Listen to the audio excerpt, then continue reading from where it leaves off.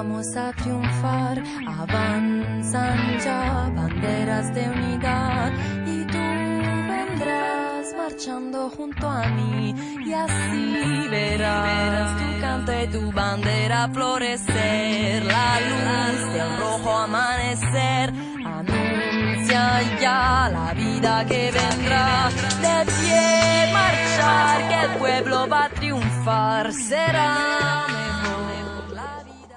Bueno, hau da neguri langileren kale nagusia esan dezagun, hau da auzoaren ardatza, Kaziaz kalea.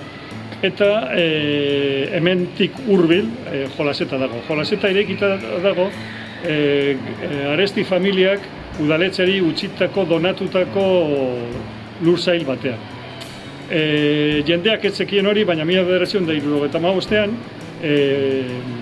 auzokide batzuk enteratu ziren nola terreno horiek herriarentzat zirela eta udaletxeak Jolasetari alokatu ziola ehun urteetarako edo zenbat urteetarako oso diru gutxien truke, eta orduan hasi zen borroka hori Maria Isabel Arzubiaga nolabait lideratu zuen, ezta? Eta borroka izan zen Jolaseta bertan bera botatzeko eta hor zeo zer herriarentzat parke bat edo zeo zer egiteko.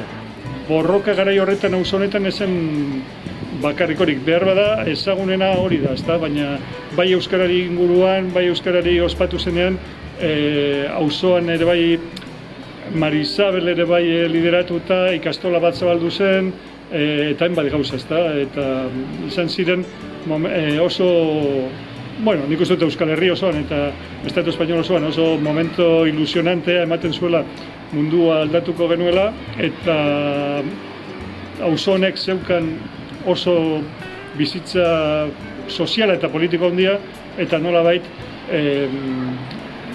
auzokideen elkartean Maria Isabel Arzubiaga zen nolabaiteko liderra edo bultzatzen zuena.